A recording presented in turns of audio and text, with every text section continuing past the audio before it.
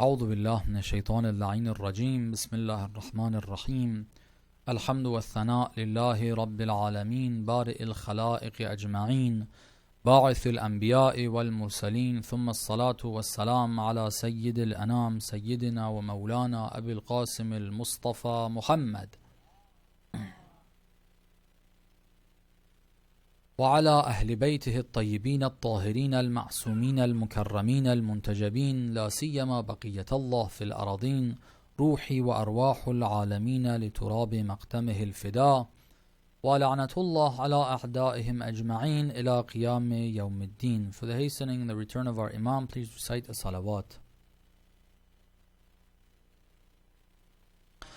After discussing who the Ahlul Bayt are, developing somewhat of an understanding and reaching the understanding that the Ahlul Bayt are the only intermediary that can provide us the guidance that comes from Allah subhanahu wa ta'ala. Without their guidance, our intellects will be short of being able to guide us in the right direction. We wanted to learn the guidance that has come from the Ahlul Bayt that helps us move towards salvation, prosperity. We had some discussions about what prosperity and salvation mean. And it's important that we have that understanding. If we get it wrong, if we come up with the notion that prosperity in this world and the hereafter have nothing to do with one another, then we're not going to be able to take advantage of the blessing and the guidance that comes from the Ahlul Bayt, because the Ahlul Bayt tell us that that's not the case. That will be a misunderstanding on our part. If we misunderstand the world, the context we live in, the decisions we're going to be making are going to be wrong as well. So it's very important to understand that the Ahlul Bayt teach us this world and the hereafter are very closely related. In fact, every little thought, every little word, every little action that you perform, that you have in this world is going to mean something in the hereafter. It's not like only part of what you do has an effect in the hereafter. So that was an important understanding we had to come to from the Ahlul Bayt, to then move on and look at how they've provided us guidance. The next thing we said was that the guidance that the Ahlul Bayt have provided us is not a two-word sentence, do this, okay? It's not simply put forth where the salvation that's going to come to us as individuals, to our families, to our societies, is laid out in a way where every little detail of how we're going to be behaving, how we're going to be setting up our systems, is going to be explained in the words of the Ahlul Bayt, in the verses of the Holy Quran. They have guided us, but that's not how they have guided us. How has God guided us through the Ahlul Bayt? We said that the Ahlul Bayt have helped our intellects grow, with telling us that we need to use that intellect, and then the revelation that has come, putting those two together. In other words, the revelation, the words of the Ahlul Bayt, the verses of the Holy Quran speak to our intellect. We need to wake the voice of our intellect up so we can understand what is coming from the Ahlul Bayt.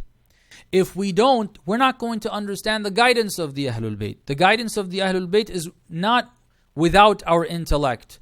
It is with our intellect. Together, it is our intellect that is the recipient of that guidance, of that knowledge that comes from the Ahlul Bayt. Okay, so that's number one. Then we said, okay, how does the revelation part of this come? We were talking about that. We said that revelation gives us a general and overall direction. It tells us what direction we need to move towards. The direction is the hereafter, as opposed to looking at this dunya as our final abode, looking at this dunya as where we're going to be enjoying our life and afterwards there is nothing. Or afterwards it has nothing to do with this. No. In this life, everything about this life should be seen as just a means to a better life. And that better life is the hereafter. Your direction should be the akhirah. That's one thing that we learned. Another thing that we learned is, okay, after giving us the direction, then God describes what on earth our society or our community should be looking like. We need that description. We said that this is the vision. You need to have a very defined and clear vision of where you're headed in order to be able to get there. If you don't have a clear vision, you're either going to stop your movement towards that destination, or you're going to deviate. You're either going to stagnate or you're going to deviate. One of those two is going to happen. So that's why God has given us, through the Ahlul Bayt, a vision. And we were talking about some of the defining factors that tell us how that community of believers is going to look like. What we're looking for in a prosperous community, in a prosperous society. What should we be looking for? And it's important that we understand these as the factors that will define. In other words, if you don't have it, then you're not going to have a prosperous community. You're not going to have a prosperous society. You need to have these elements that have been stated in Islam in order to have prosperity. You miss out on one of them, you're not going to be able to have prosperity. Every single one of them is important. And let me say it right now as well, that we're not going to be able to give every or all the details of that and all of those definitions, or what draws the line and gives us a defined vision. We're not going to be able to go over the complete one. We're giving you some of them to tell us about the method of guidance of the Ahlul Bayt. That's what we are trying to get to. We're trying to learn how the Ahlul Bayt have guided us so that we open our eyes and look for that guidance, understand it the way they want us to understand it. This is what we're trying to do. Some of the points also that we're mentioning are important. The specific examples that I mentioned, there's reasons why we're mentioning them, but we're not saying that this is the only list. These are them. You get these, then you're done. No. There could be others as well that can be mentioned, but these are some of the main ones. And then we're going to move on to the next stage of the guidance. We'll look at the package and see how we're going to receive that guidance from them, how we're going to be implementing that guidance from them. So talking about the vision, we mentioned 3 points, 3 defining elements in our vision. What should a community of believers look like? One idea was qist, social justice, right? Another idea was brotherhood, closeness, people knowing each other, feeling close to one another, acting towards one another as brothers, real brothers that are very close to one another. Brotherhood, real brotherhood. Okay. The third element that we mentioned was the idea of ma'rifah, the concept of ma'rifah, knowledge, understanding, which is very important. Recite a salawat, please.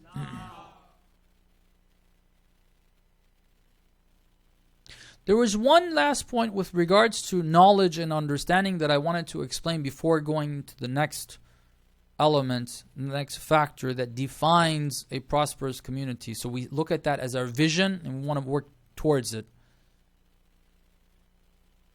Remember, we said that what we mean by ma'rifah and knowledge, what is intended by that, isn't simply to memorize certain facts, even if those facts are actually facts. A fact is a statement about objective reality that is true, and there's evidence that shows you that this is true. If it's false, then that's not going to be a fact. If what you're learning and memorizing is a fact, it is correct, it is true, memorizing that is not what we're looking for.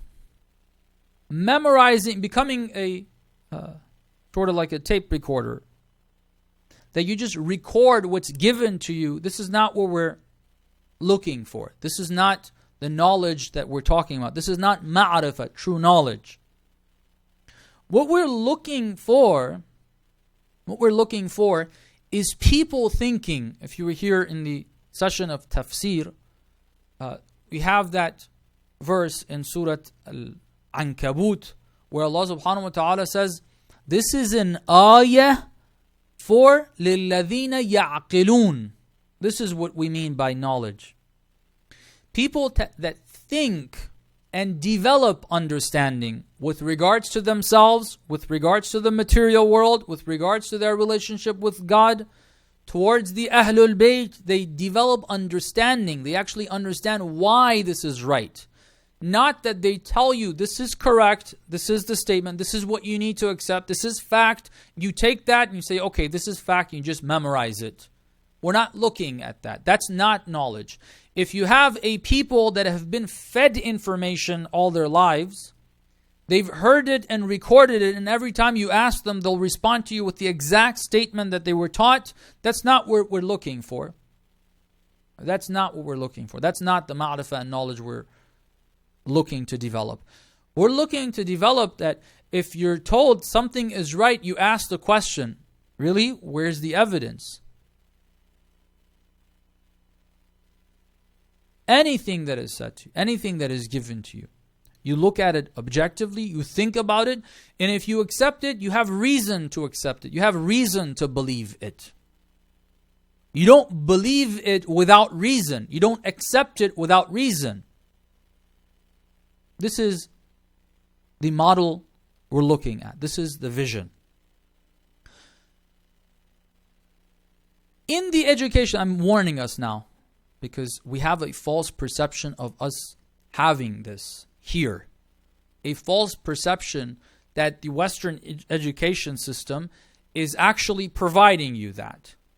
A false perception that we need to look at the West as having developed this element within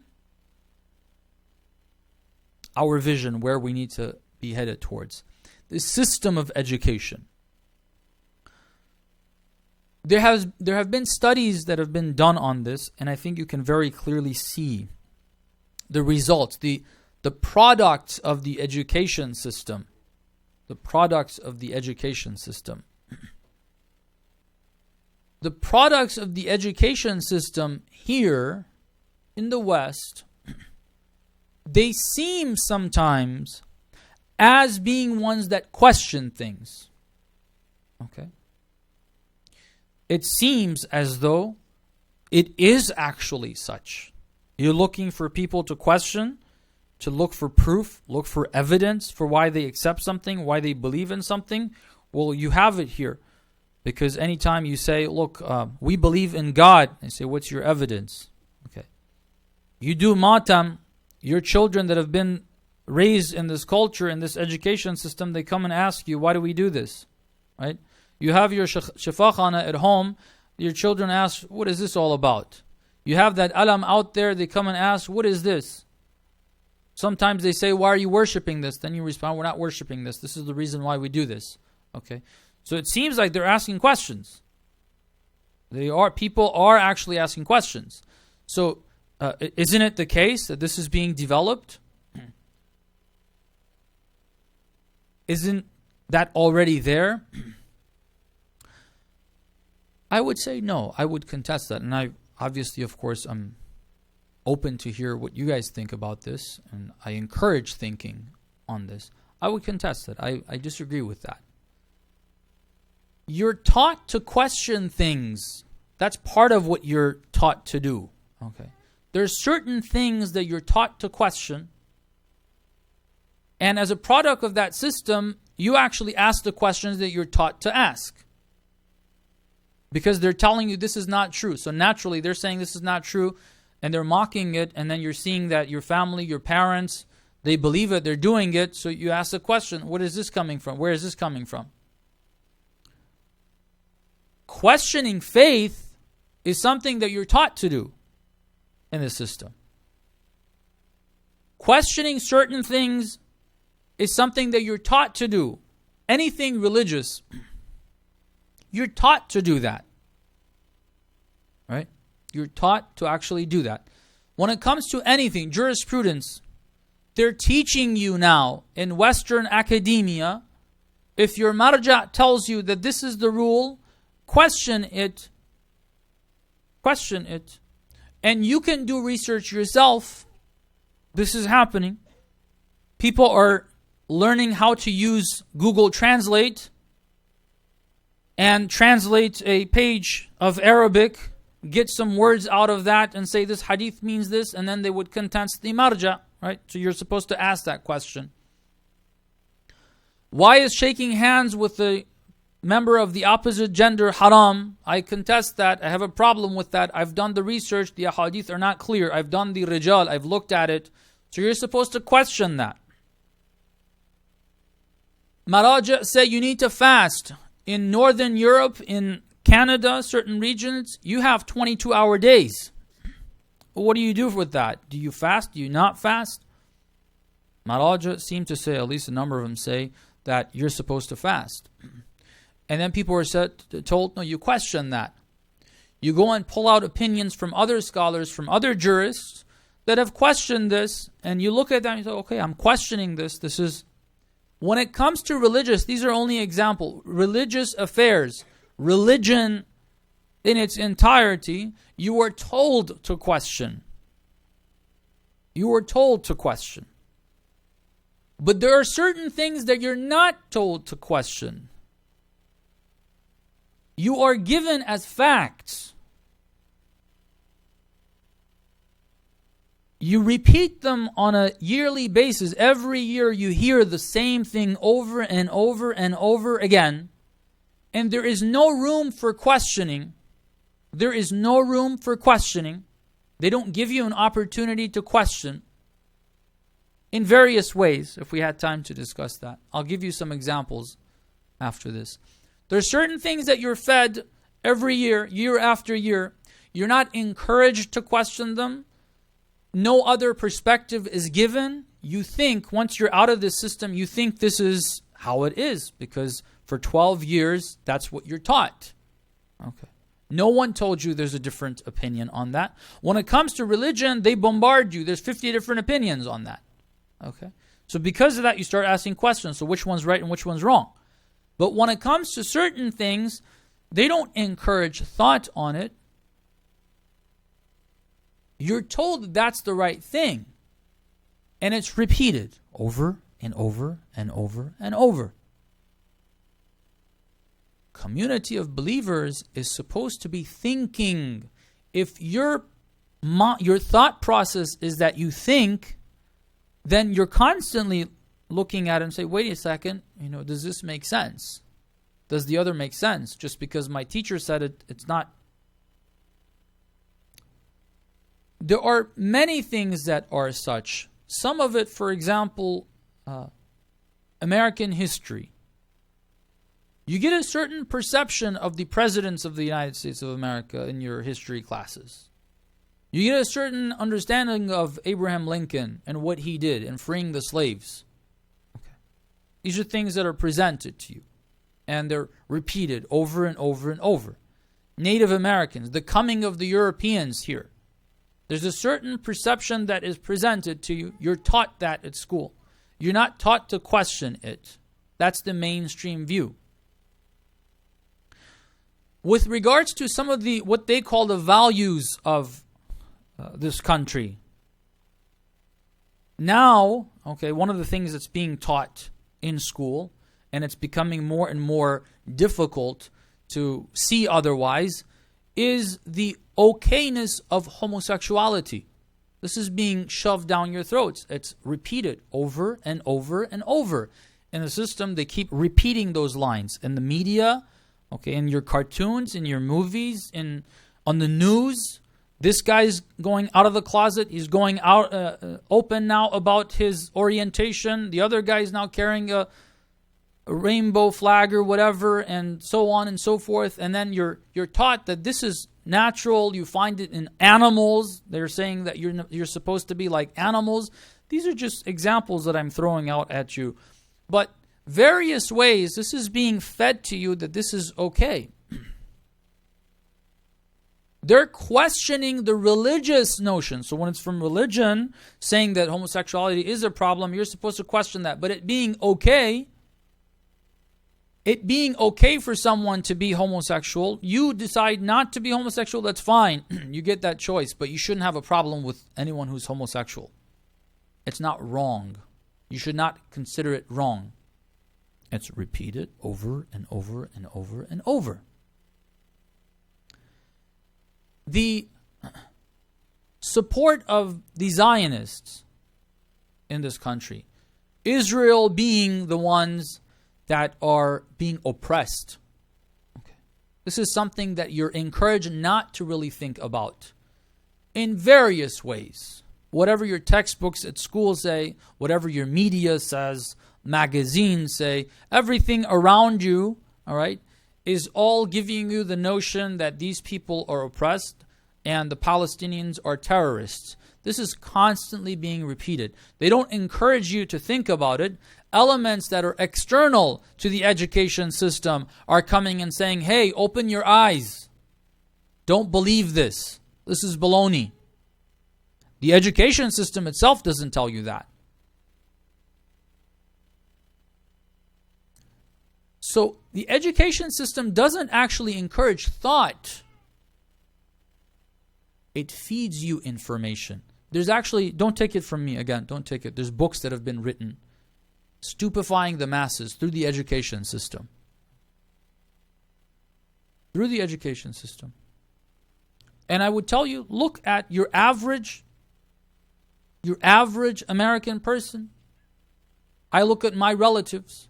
What's their information? How involved, how informed, how do you find them being encouraged to think about what's going on, about themselves, about their families, about any of that?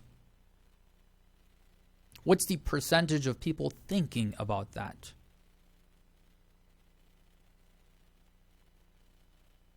After being raised, their next generation being raised and seeing the results, my uncles, some of them seeing their children after they're 20 plus years old and seeing they are drastically different to what they were at that age.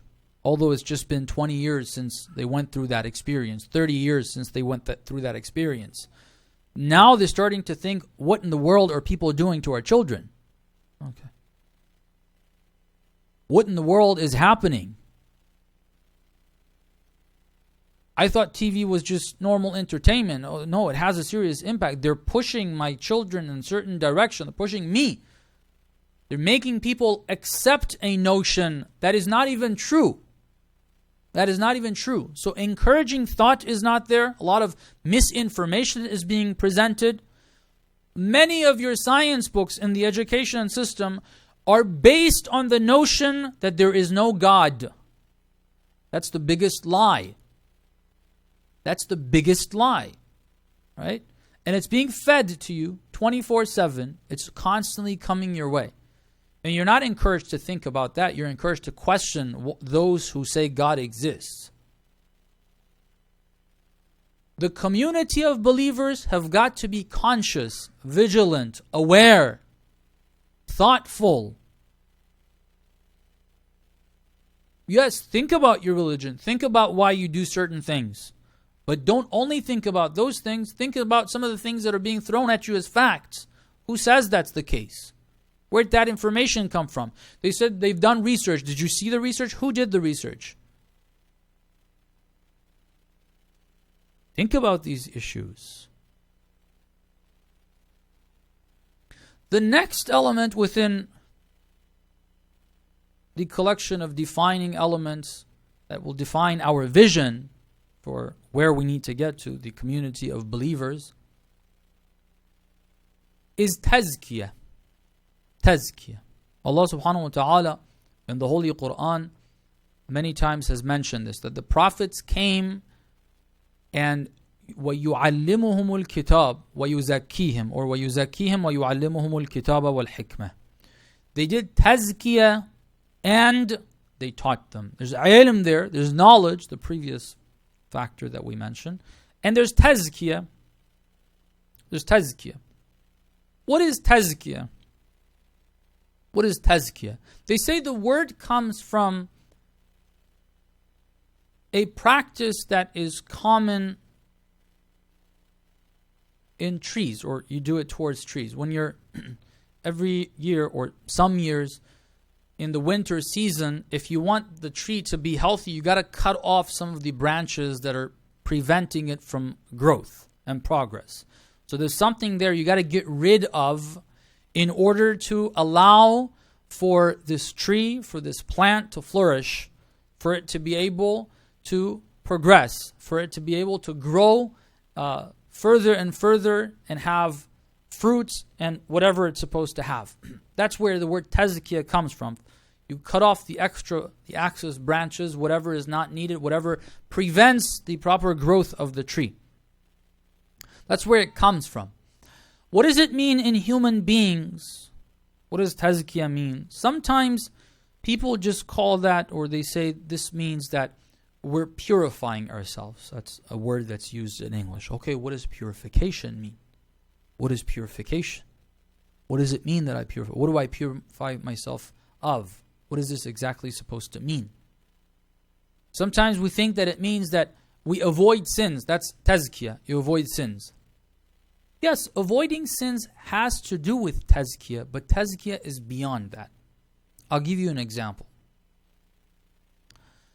If you're walking on the street in this country, you go to a supermarket, you go to the park, wherever you go, you'll find that a good number of people are going to be very nice to you. They'll say hello. They may smile, okay, if you don't look too awkward to them. As opposed to Europe. I don't know if you've been to Europe. You go to Europe, you're walking by people, nobody gives any hellos, no smiles, none of that. Sometimes I feel like at least America's got something better than, well, a lot of things may be better than Europe, but that's one of them. In America, you walk down the street, if you see your neighbor, you say hello, okay. You might even see a smile on their face, or you might smile at them. That's something sort of that is taught. So you see all these good things, people treating one another well. But is that really what this person is like? Is this person really good inside? Is this person really trying to be nice and kind? Sometimes when hardship comes, that's when you start seeing what's really inside. When there's hardship, when there's difficulty, when there's in Katrina, I don't know if you read the reports on what was going on in New Orleans after Katrina. The power is out, the police isn't really there. There was a whole lot of looting that was going on, and killings even, and raping, and loads of stuff were happening there. It's not like some jail was opened up and, people started doing that. That's not even in hardship. There's no police. There's nobody that's restricting you. Sometimes when they call out, I remember hearing this in regions where they call there's going to be a storm or whatever, prediction of a storm. There's going to be a blackout. People rush to the stores and take whatever they can. Okay. If there's more pressure on people, what do? What do these people do? I'm not trying to hate on the Americans. No, it's not the idea. I'm saying a people that seem to be fine. Us, let's take that other example. Us, or do we have that tazkiyah? We're coming here after the lecture, people come up, shaking hands, giving each other hugs, salamun alaikum, all of that. Normal circumstances, alhamdulillah. In difficulty, where we have a chance to show the other side, do we show the other side or do we not show the other side? Okay. If we have an opportunity to take and no one's going to catch us, do we take, do we not take? Tazkiyah, brothers and sisters, another example, let me give you another example. Kuffar in general, the American soldiers are one example. A lot of these people who went into the army, right, seem to be very average people, okay people. But when they go into the military, they go out in Iraq, they go to Afghanistan, they go to Korea, they go to Japan, they go to Vietnam. What do these same people do? Have you seen images of the Second World War? How they treated human beings? How they collected, I was reading this report, that they had to ban giving remains of bodies to one another as gifts. Okay. The American soldiers. This is in the World War, the Second World War. They had to ban it. These were regular people. They didn't go and cut off their neighbors' heads or whatever. They're normal people. But when you have an opportunity, you start showing what you really have. Tazkiyah is removing the internal illnesses of the heart. Okay. Jealousy, which is the root of some of the problems, needs to be removed. Kibr, takabbur, arrogance, individual arrogance, or racial arrogance, racism. Okay. That needs to be removed. You shouldn't consider yourself or your race to be better than anyone else. That needs to be, that's the root of the problem. You can say, oh, don't commit this sin, have those restrictions. Okay, you have these practical restrictions. But if it doesn't eradicate the illness from the heart, from my soul, that's not tazkiyah. Tazkiyah is removing it. Even if I have the opportunity to commit that sin, I won't commit that sin. I won't do that wrong. Not only if I have the opportunity, I won't do it. Even if they tell me to do it, they push me to do it, I won't do it. No, this is wrong. I'm not going to do it. Kill an innocent person. Take something away from this orphan, from this individual. A community of believers should not have, the individuals within that community should not have these spiritual diseases. Okay. If we live in a society that doesn't care about the spiritual diseases, what's inside, then we haven't reached our destination. If we start moving towards development, we develop in many ways, but we see that the internal problems that exist within individuals is not getting any better, it's getting worse. People are becoming more selfish. Selfishness is a big problem. It's an illness. Okay, it's an illness. Tazkiyah is removing that from the heart. You're not selfish, you give. You don't step over people's rights. You don't violate their rights because of something that you want. That comes from the root of it is selfishness. The root, that illness from the heart, is going to be removed. This is another element that we have. We got to think of how this is going to be. That's going to be, inshallah, the talk tomorrow. But this is another element that we have. The last one that I'm going to be talking about today is spirituality. Spirituality. A community of believers that has even been able to eradicate the root of the problem that causes them to mistreat one another, that's still not arriving where we need to be. The community of believers has got to be spiritual. Spirituality has got to be high. The spiritual levels have got to be high amongst people. People's connection with Allah subhanahu wa ta'ala, the individuals in that community and the community put together, everyone, collectively, there's got to be that connection with Allah subhanahu wa ta'ala.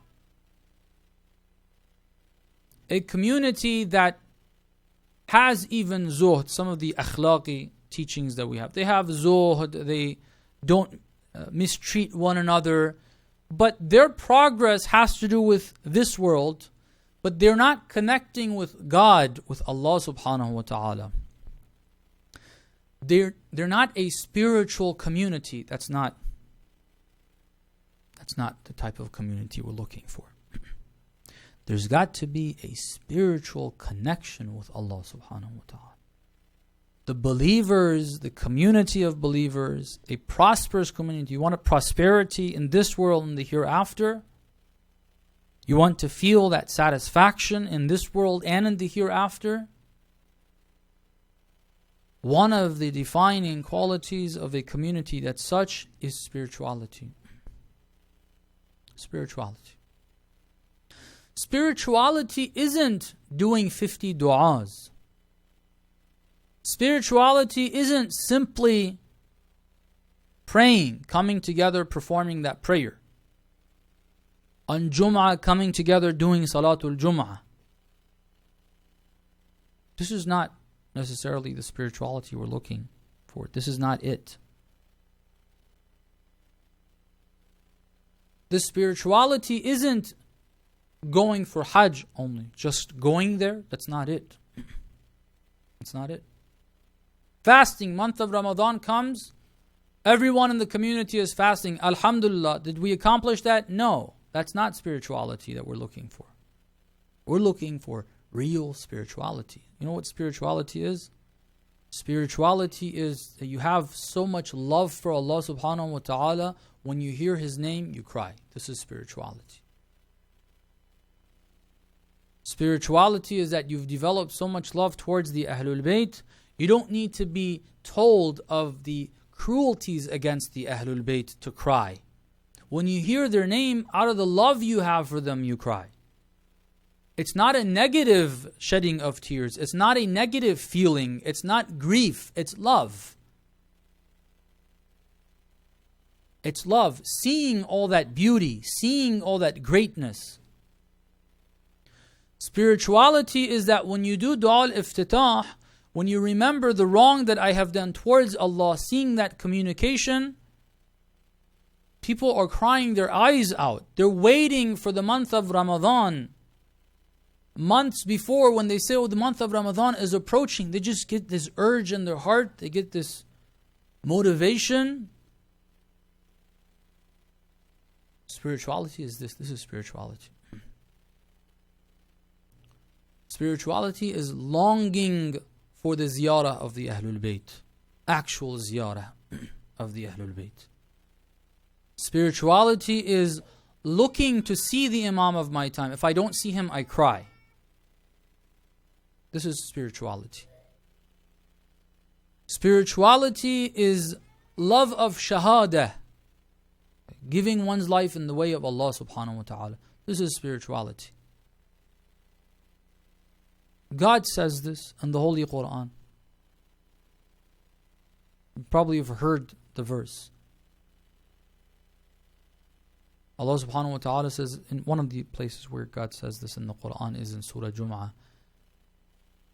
قُلْ يَا أَيُّهَا الَّذِينَ هَادُوا إِنْ زَعَمْتُمْ أَنَّكُمْ أَوْلِيَاءُ لِلَّهِ مِنْ دُونِ النَّاسِ فَتَمَنَّوُا الْمَوْتِ إِن كُنْتُمْ صَادِقِينَ. If you're wali of Allah, if you have friendship with God, friendship, not just knowing Him, not just listening to Him, no, friendship, you love Him, you develop that love. If you have that, then you should be desiring death. تَمَنَّوُا الْمَوْتِ إِن كُنْتُمْ صَادِقِينَ, if you're really truthful. Because that's the moment you're going to see Him. If you have a loved one, you can't wait for the moment of meeting Him, seeing Him.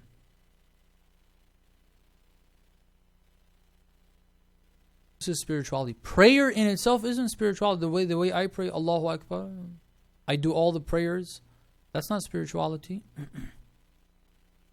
God says in the Holy Quran, أَقِمِ الصَّلَاةَ لِذِكْرِ. Where's the dhikr? Where's the Where's the actual remembrance of Allah subhanahu wa ta'ala? Getting up and doing the ritual isn't spirituality. It's not dhikr. The essence of it is supposed to be dhikr. Remembering Allah subhanahu wa ta'ala. Amirul Mu'mineen describes true believers, again telling us what direction we should be moving towards. He describes true believers, and he says they are people that are very careful with their behavior during the day. They don't commit sins. They do all the worships. They do mustahabbat, but then in the middle of the night, they wake up and they cry and they shiver out of the fear of hell. The thought that they're not going to be with God. Have you read the lines in Dua Kumail? Amirul Mu'mineen teaches us to read those lines and really try to connect with Allah subhanahu wa ta'ala with those lines. In one of the passages, Amirul Mu'mineen says to Allah subhanahu wa ta'ala, لَإِن تَرَكْتَنِي نَاطِقًا لَأَذِجَّنَّ إِلَيْكَ ضَجِيجَ الْآمِلِينَ وَلَأَصْرُخَنَّ إِلَيْكَ صُرَاخَ الْمُسْتَصْرِخِينَ وَلَأَبْكِيَنَّ عَلَيْكَ بُكَاءَ الْفَاقِدِينَ وَلَأُنَادِيَنَّكَ أَيْنَ كُنْتَ يَا وَلِيَّ الْمُؤْمِنِينَ. If you allow me to speak in hellfire, I will say, I will cry with hope. I will be screaming and shouting. What am I going to say? Where are you, Ya Waliya al-Mu'mineen? I miss Allah. It's not about the fire. صبرت على عذابك فكيف أصبر على فراقك. This is spirituality. Loving Allah subhanahu wa ta'ala. Crying because I haven't been worthy of seeing Allah subhanahu wa ta'ala. I'm doing things that I'm not worthy of these special blessings, God attending to me. This is spirituality. Okay? Sessions of such. I look sometimes, you can find them online. I really encourage, go look at these clips. Go look at these, see how it can be. Right? A lot of times because we haven't seen it, we don't even know such a thing is possible. We don't even know such a thing is possible. There are clips about the war, the believers going to fight, protecting Islam and the Muslims. They know tomorrow they're going to be on the front line. Okay, they're on the front line. The enemy's got all the guns, all the ammunition, all the bombs, everything, all the warfares there, all the intelligence. These guys are the front liners. They are the frontier. They're moving forward before anyone else. You know what that means. Okay. You know what that means. That means death. Okay.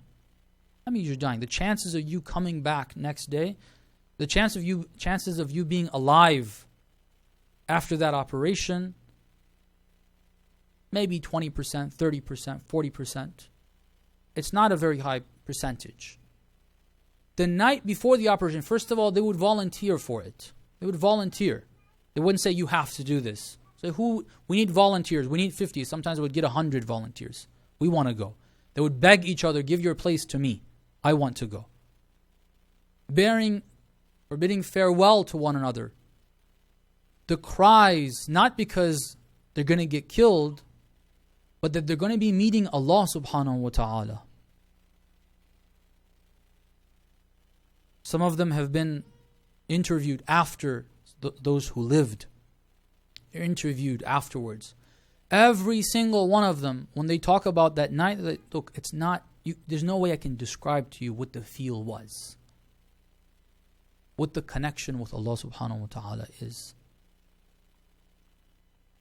There's no way. And a few of them, they're just remembering it would break down, break into tears.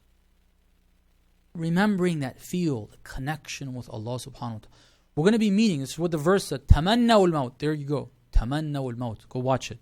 See it for yourself. It's possible.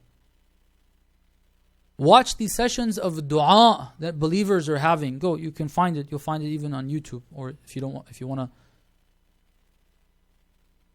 avoid seeing all the wrong on YouTube as well, go find it on Shia TV. You'll find some of them over there as well. If not all of them. Sessions of dua. The reciters reciting, everyone's crying loud, not to show off to anyone. They've got themselves covered.